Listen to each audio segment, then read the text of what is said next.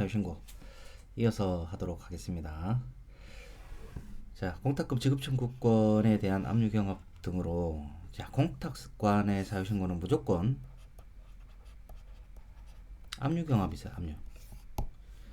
자, 공탁권이 집행법원에 사유신고할 사정이 발생할 때 제3채무자인 국가, 이 공탁권이 소관은 공탁을 지속하고 그 사실을 집행법원에 신고하여야 한다. 이렇게 돼 있죠, 그죠? 그 전시간에 248조에 의한 그 사유신고, 이건 누가 한다?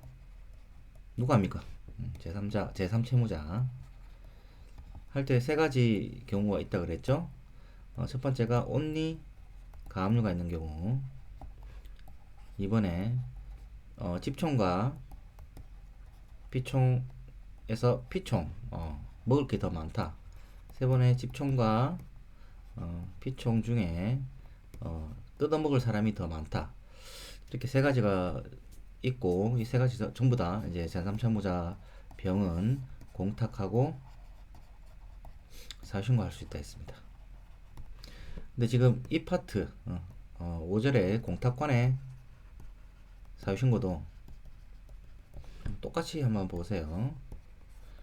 온리 가압류, 집총, 피총, 집총, 피총. 이 상태에서 그 공탁권의 사유신고는 의무거든요. 공탁권의 이제 의무, 직무란 말이에요. 그래서 이 3번 요건에 해당하는 경우, 3번 요건에 해당하는 경우에만 반드시 반드시 공탁해야 된다라고 되어 있습니다. 이거 즉 압류 경험이 있어야 돼. 압류 경험.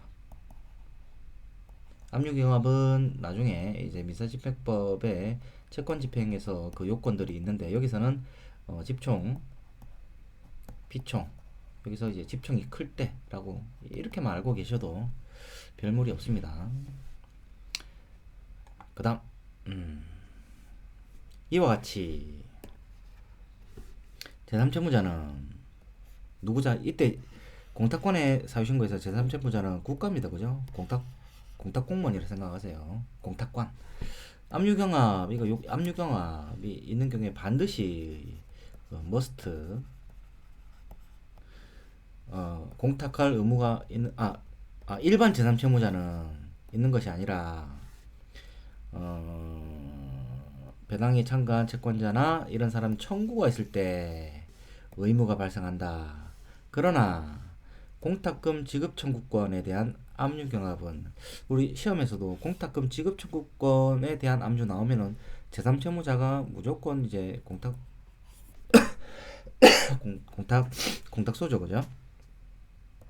사유신고할 사정이 발생한 경우에는 일반 제3채무자는 달리 공탁권은 공탁을 지속하면서 그 사실을 집행법원에 반드시 신고해야 되고, 추심 채권자의 공탁금 지급 청구를 수리해서는 안 된다. 이게 대법원 판례 나와 있죠. 이런 것들은 추심 채권자한테 돈을 줘가지고 손해배상 했던 그런 뭐 사안입니다. 중요합니다, 있죠? 공탁 공무원 중요하죠. 이때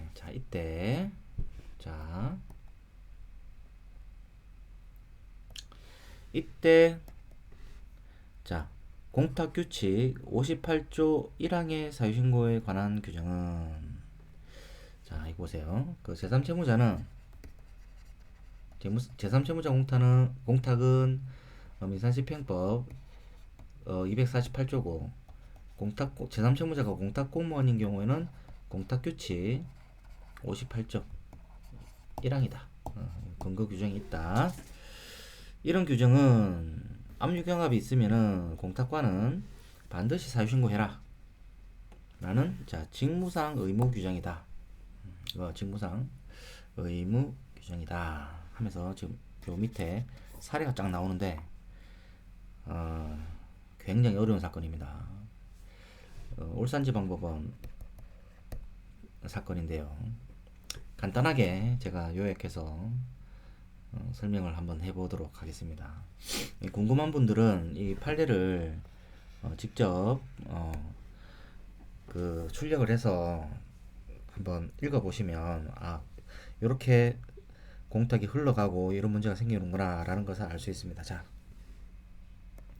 채권 채권 압류의 집행권원에 표시된 집행채권이 압류채권자 갑의 채권자 을에 의해서 이미 압류가 가처분된 때에는 위 갑의 압류 명령 효력은 유효한 것이고 현금화나 만족적 단계로 나가는 데는 집행자유 사유가 존재한다. 자, 압류채권자 갑이 있고 압류채권자의 집행권은 이 판결문 집행권은 좀 다시 갑이 있고 그래 이 판결문을 받아들여야지. 그러면은 주문에는 뭐라고 나왔냐면 을은 갑에게 금 1억을 지급하라 라는 이제 이 집행권은 있다 이거죠. 있다. 그래서 압류채권자 이게 갑이 압류채권자. 자, 압류채권자의 채권자 을이 그러면 얘를 을을 하면 안 되고 병을 할게요. 병. 압류채권자 을에 의해서 이게 압류가 됐다 이거지. 자, 그래서 이게 뭡니까? 이 집행권원이 피압류 채권이죠. 이렇게 압류가 됐을 때 보통 압류 및 실무에서는 압류만 하는 게 아니라 압류 및 뭐 추심, 압류 및 전부를 하죠. 이렇게 했을 때 판례가 뭐라고 하냐면 이 압류는 유효하나 이 추심은 집행장애 사유다. 집행장애 사유다. 이거는 법원의 직권조사 사항입니다. 집행장애 사유다. 이렇게 지금 여기까지 됐죠, 그죠? 자, 이를 원인으로 한 공탁에는 자, 그래서 얘가 병이 이제 패소했겠죠. 그러니까 1억 줘야 되는데 지금 이 판결문에 압류가 돼 있으니까 돈을 주지 못하고 공탁을 합니다. 자, 이렇게 공탁을 해요. 공탁을 248 공탁을 하면 자, 공탁을 하면 가압류를 원인으로 하는 공탁과 마찬가지의 효력만 인정된다고 보아야 하므로 자, 여기까지. 자, 이렇게 공탁을 하면은 이 추심에는 집행장애 사유가 있으니까 이 공탁은 가압류를 원인으로 하는 공탁이다. 공탁의 효력이다. 자, 이 말을 하는데 이게 지금 명확하지가 않아요. 가압류를 원인으로 하는 공탁은 only 우리가 배운 거 가압류만 있을 때 248, 291에 의한 공탁이 있고 282 가압류 해방 공탁이잖아요. 두 가지가 있는데 이 둘 중에 지금 뭘 얘기하는지 지금 불분명하다. 자, 읽어봅니다. 위와 같은 공탁에 따른 사유신고는 부적법하고, 자, 논리 흐름으로 가보면, 자, 이 상태에서 공탁이 되면 병은 이렇게 공탁서를 이제 공탁하고 나서 공탁서를 받아서 먼송합발에 사유신고하죠. 먼송합발에 사유신고한단 말이에요. 근데 지금 이 사유신고는 부적법하다. 판례가 부적법하면 아까 전 시간에 배운 거 어떻게 돼야죠? 집행법원은 불수리 결정, 사유신고 불수리 결정을 한다 그랬죠, 그죠? 자, 부적법하고 이로 인하여 채권 배당 절차가 실시될 수 없으며 만약 간과하고 배당이 개시됐다 하더라도 배당금이 지급되기 전이라면 집행법원은 공탁 사유를 불수리 결정을 하여야 한다. 여기까지. 그래서 공탁할 사유가 아니고 가압류만 있는 경우에는 자 가압류만 있는 경우에는 우리가 저기 배당 절차로 나가지 않는다고 했죠. 그것처럼 이렇게 집행장애 사유가 있을 때도 이렇게 배당이 사유 신고가 들어오더라도 이 집행법원은 원송 앞발에서 집행법원은 이 사유 신고는 부적법하다. 왜 부적법하죠? 전 시간에 배웠죠. 248조 할 때 배웠죠. 공탁 사유 신고할 것이 아닌데 사유 신고 되면은 이제 부적법하니까 나중에 돈을 찾아갈 수 있게끔 얘가 병이 돈 못 찾아가면 불수리 결정을 안 하고 그냥 그 공탁 사유 신고도 철회도 못 하니까 이 돈은 그냥 계속 묶여 있는 거예요. 그래서 찾아갈 수 있도록 불수리 결정을 어, 하여야 한다. 여기까지입니다. 여기까지. 근데 이 판례가 굉장히 지금 그 사실관계를 보면 굉장히 복잡하고 굉장히 중요합니다. 굉장히 중요해요. 그래서 그러나 지금 이 가압류 원인으로 하는 공탁에 효력이 있다라고 하는 부분이 정확하게 온리 가압류만 있는 경우인지 해방 공탁인지 불투명합니다. 실제 사안에서는 병이 해방 공탁이에요. 병이 해방 공탁이에요.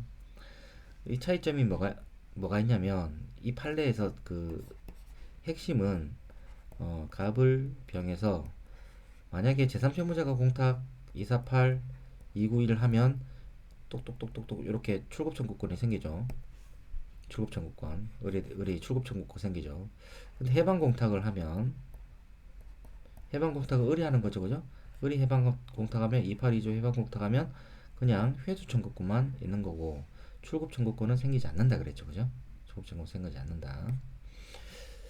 그래서 이 판례가 굉장히 중요합니다. 여기서 포인트는 그 사유신고 할 것이 아닌데 사유신고 되면 집행법원은 불수리 결정해가지고 공탁자가 돈을 찾아갈 수 있도록 이제 해줘라. 이제 이런 취지입니다, 그죠? 그래서 일반적인 사유신고는 일반적인 경우에는 공탁금 지급 청구권에 대한 경합, 공탁금 지급 청구권이 피함유채권이란 말은 제3채무자는 공탁관이라는 거지. 그러니까 1번, 2번, 3번이 있는데 1번, 2번, 3번이 있는데 자 이제 사유신고 해당 이거 앞에서 계속 본 겁니다. 다만 동일한 채권자가 서로 다른 채권에 기초하여 압류를 하는 경우 다시 이렇게 압류가 들어온 경우에도 채권자 경합이 있는 것을 본다. 그래서 사유신고 해야 된다. 그 다음 특별한 경우 넘어가고 이거는 금방 끝냅니다. 그죠? 공탁금 지급 청구권에 대한 민사집행법에 따른 압류와 체납 처분에 의한 압류 이 선후 불문 이게 중요해요. 뒤에 볼 건데 이게 개정 사항이죠.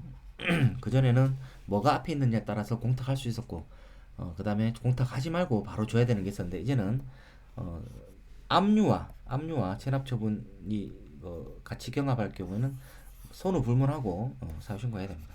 세무사한테 주면 안 된다는 뜻이죠. 이거 굉장히 중요합니다. 개정된 거기 때문에 굉장히 반복적으로 시험에 출제될 수 있습니다. 그 다음 이거 하나 볼게요. 지급청구권에 복수의 압류명이 있다 하더라도 자 압류한 총액과 피총을 초과하지 아니할 때는 압류 경합으로 볼 수 없다. 그죠? 압류 경합이 아니니까 공탁과는 사유신고하면 안 되죠. 자 그런데 이런 우선순위 문제가 있어가지고 판단이 곤란하면 사유신고해라 할 수 있다. 공탁과 살려주자 할 수 있다. 그 다음 사유신고 요건에 해당하지 않는 경우 이 전제는 집총 있고 피총 있으면은 집총이 커야 된다. 그죠? 이게 전제가 되는 건데 가압류만 있는 경우, 그죠? 그때는 공탁과는 사유신 갈 필요 없다. 그 다음에 자, 체납처분 이거 가압류하고 체납처분 있는 경우 이것도 선후 불문하고 공탁 사유가 아닙니다. 아까 위하고 틀리죠? 위하고 틀리. 이거 잘 봐야 됩니다. 자, 가압류와 체납, 압류와 체납 이거는 전부 다 선후 불문. 이거 개정된 거예요. 선후 불문하고 아까 이거는 사유신 간다 그랬고 이거는 사유신 가능합니다. 그 다음 이거 하나 볼게요. 공탁급 지급 청구권이 제3자에게 양도돼요. 자, 그려야 되죠, 그죠? 자, 보세요. 너무 굴래. 그 갑을 병. 이 상태에서 이게 공탁 공무원인데 공탁급 지급 청구권이 이렇게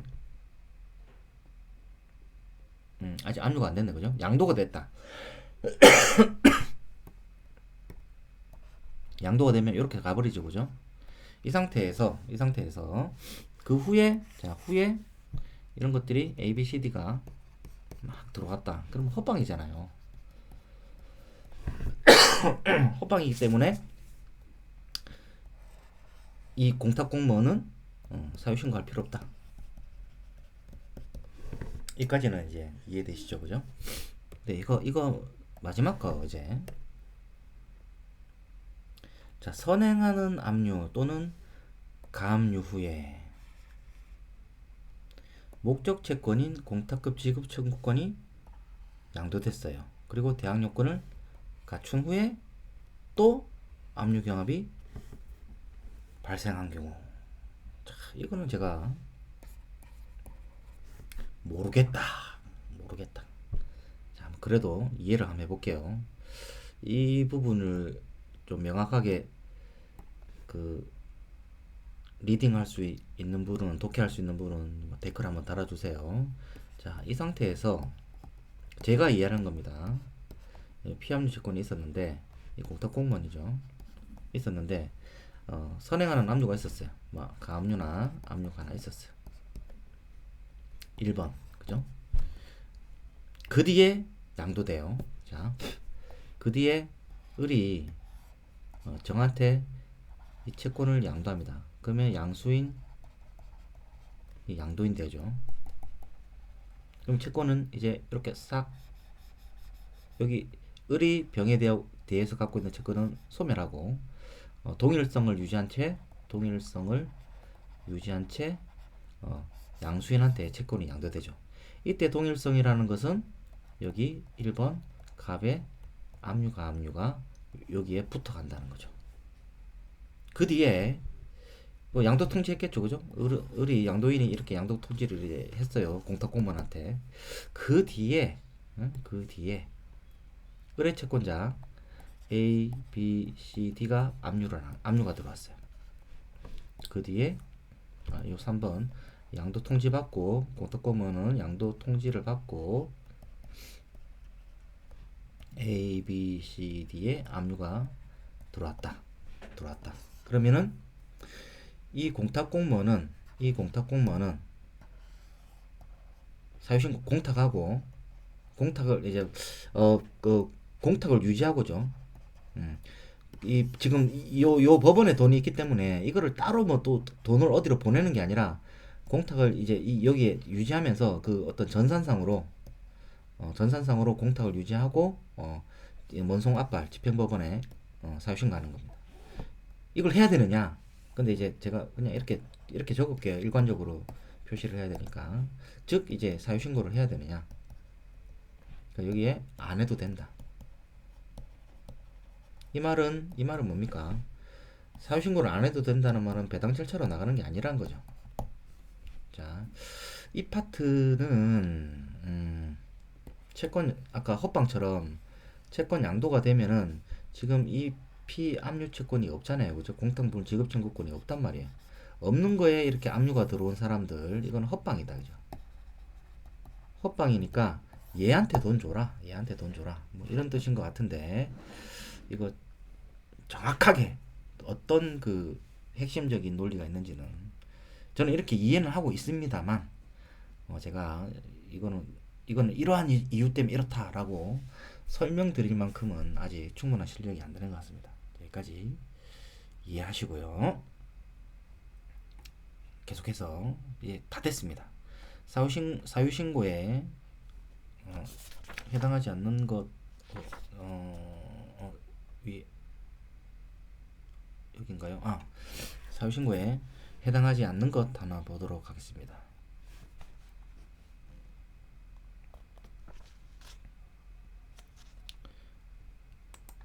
뭐 가압류만 있는 경우 똑같죠. 이제 온리 가압류만 있는 경우 이거는 우리가 248조에서는 그 공탁할 수 있었는데 공탁공무원 그 규칙 공탁규칙 58조에서는 이거는 이제 공탁할 필요 없다.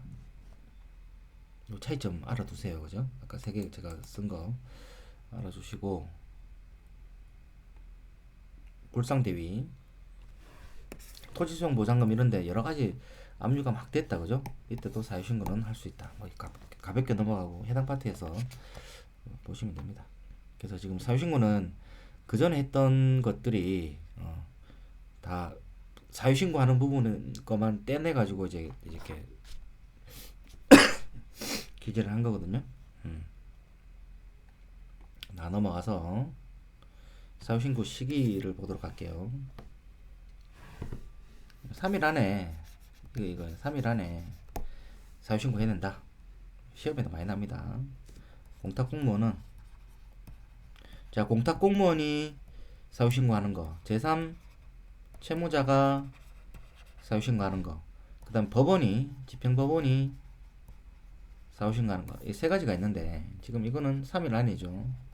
재판 법원은 5일 안에 하는 거예요. 5일 안에. 얘는 그런 규정이 없어요. 청구가 있으면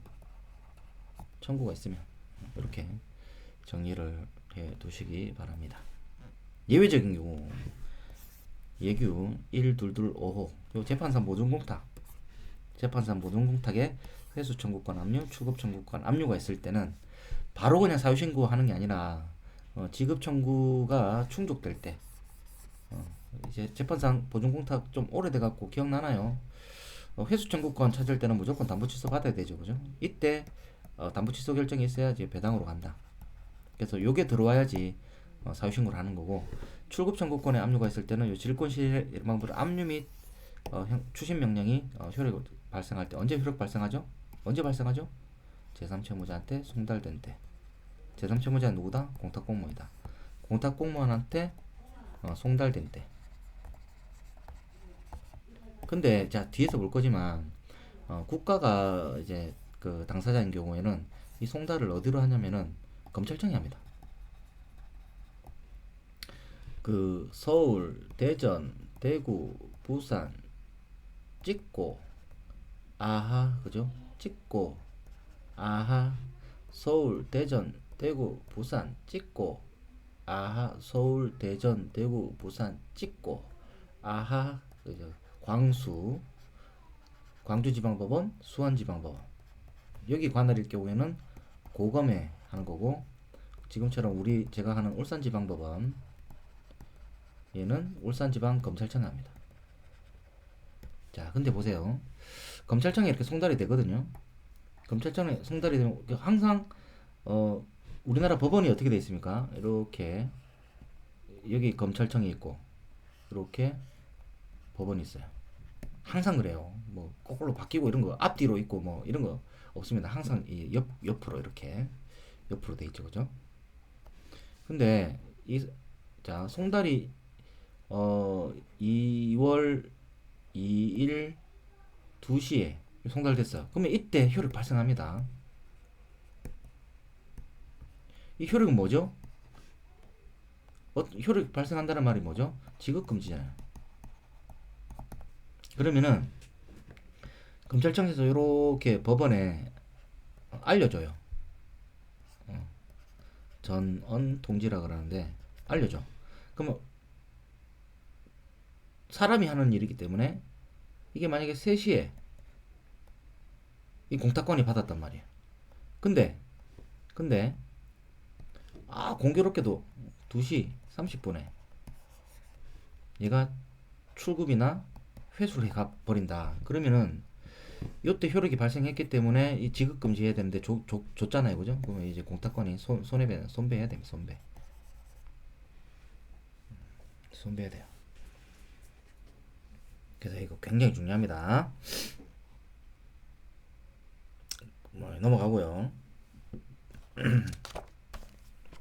사후신고 절차 이것도 한번 볼게요.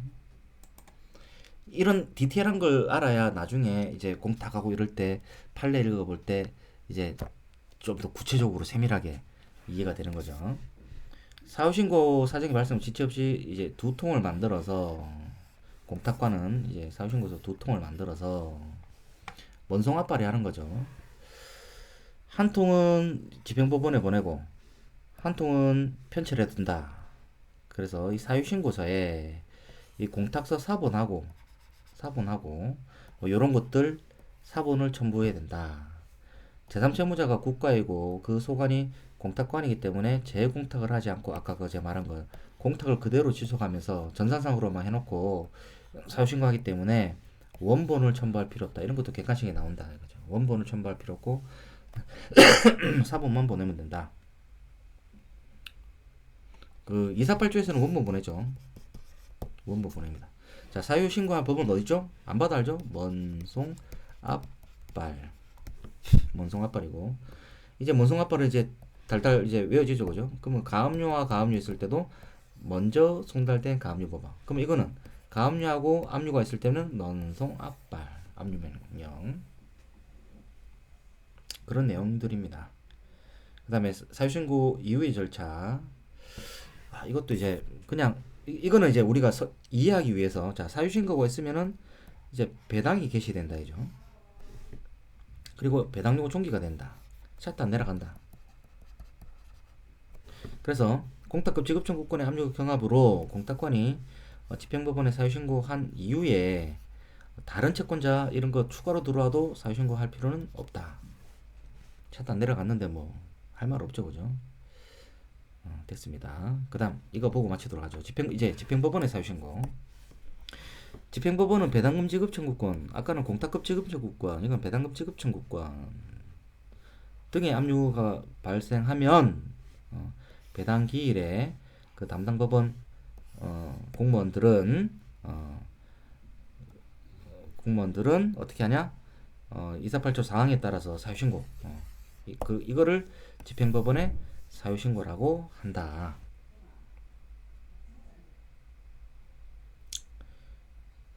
이거 넘어갑니다. 이거 아까 여기 5일 안에 하라는 게 나오는데 이거 5일 이내 한다 이렇게 했습니다. 그래서 오늘 이제 그 사유신고 공탁관이 하는 거랑 법원이 하는 거랑 이제 두 가지를 봤고요. 전 시간에 248조의 제3채무자가 사유신고하는 거 두 개를 봤습니다.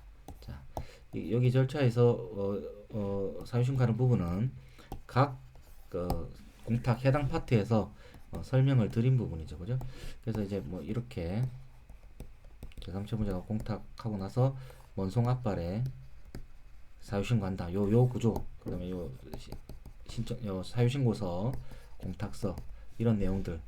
3일 안에 하는지 5일 안에 하는지 채권자의 청구가 있으면 하는지 이런 차이점을 보시고 이해하시면 됩니다.